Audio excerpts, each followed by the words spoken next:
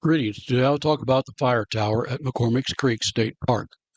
Used as an active fire tower from its construction in 1935 until 1967, the McCormick's Creek Fire Tower now serves as a popular observation site for the park visitors.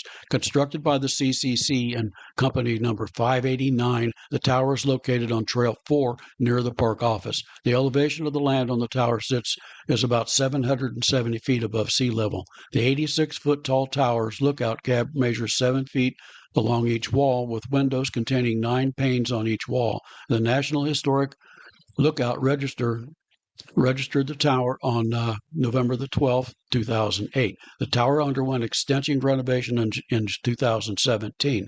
The park has opened the tower to the public. Fire was a common problem in the rural countryside in southern Indiana. During the 1930s, the state began building fire towers with the goal of having no visibility gap in the system. The first fire towers were simply platforms in tall trees with ladder steps nailed into the tree leading up to them. Over time, they refined the design to reflect that of the fire towers at McCormick's Creek State Park and Hickory Ridge Lookout Tower in the Hoosier National Forest. The state had constructed 33 lookout towers by 1952. The equipment and facilities surrounding the fire tower included communication equipment, a psychrometer, an alidade, a cabin or guard station, a latrine, and a garage. Fire was a common problem in the vast forest that covered the United States. In the years before the founding of the United States Forest Service in 1933, many private lumbering companies, townships, and state forestry organizations had fire lookout systems in place. During the 1930s, the United States Forest Service, using civilian conservation corps workers, began building fire towers. The first fire towers were simply platforms in tall trees with ladder steps nailed into the tree leading up to them. Over time, they refined the design to reflect that of the fire towers still visible in state parks, forests, and national parks across the country. Idaho had the largest number of fire towers in the United States, with a total of 966. 196 of these towers still exist. The equipment and facilities surrounding the fire tower included communication equipment, a psychrometer, alidade, a cabin or guard station, a latrine, and a garage. The communication equipment could include a telephone, radio, or both. Since most of these lookout towers were located in remote areas, they often served as the communication link between the rural population and the outside world. Many times, telephones or radios were the first ones installed in the area. Telephones required the installation of miles of cable that then had to be maintained between the various towers. The psychrometer, the towerman used an instrument called a psychrometer to measure the relative humidity. This was important to know, as the lower the relative humidity, the greater the fire danger.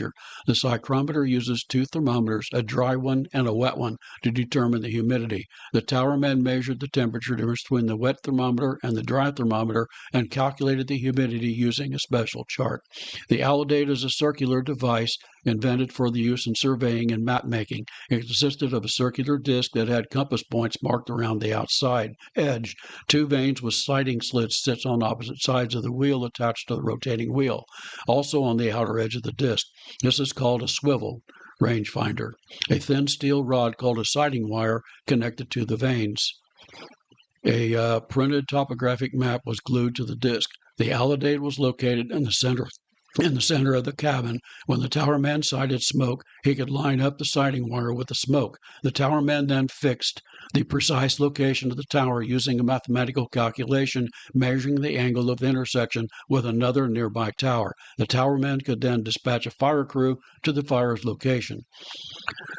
Usually located at the cabin or guard station was usually located at the base of the tower. The cabin housed the towermen during times of high fire danger. Usually it was a 2-room cabin. The towerman spent many hours at the top of the tower during periods of fire when danger was high. At other times, the towerman helped survey landlines, mark timber, route signs, and worked on forest maintenance projects. When the fire danger was high, the Forest Service hired local farmers to help staff the tower. During these times, they would sometimes station a small fire crew near the tower that could be dispatched out as soon as a fire was sighted. During dry weather, there could sometimes be 4 or 5 fires a day. and for these crews to extinguish. Usually staffed by men, women also made up a portion of the towerman ranks, especially during World War II.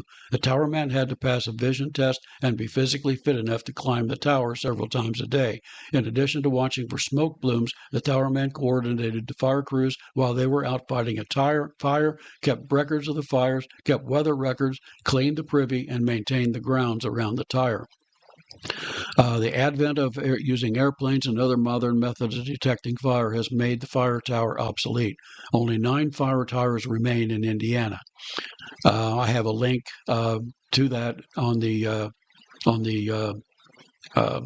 excerpt portion on the website that you can go to see the list. This podcast is based on my book, McCormick's Creek State Park. You can find the book on my website, www.mossyfeetbooks.com. It is available in a number of formats, including ebook, softbound, and audiobook on Amazon, as well as many other online retailers. You may also want to purchase direct from me, the author, on the website. I would encourage you to visit and subscribe to the Mossy Foot Books YouTube channel for more great content. If you like my videos, please hit the like button. The more likes I get, the more YouTube will show it to other people, allowing me to grow the channel. I also invite you to visit my website, www.mossyfeetbooks.com. There you will find sample chapters, podcasts, a slew of content, and links to where you can buy my books. While visiting the website, you can subscribe to it and receive email notifications when I publish a new book or other content like this video and podcast. If you like what I'm doing, please purchase the book as it helps fund my work. I hope you enjoy this podcast.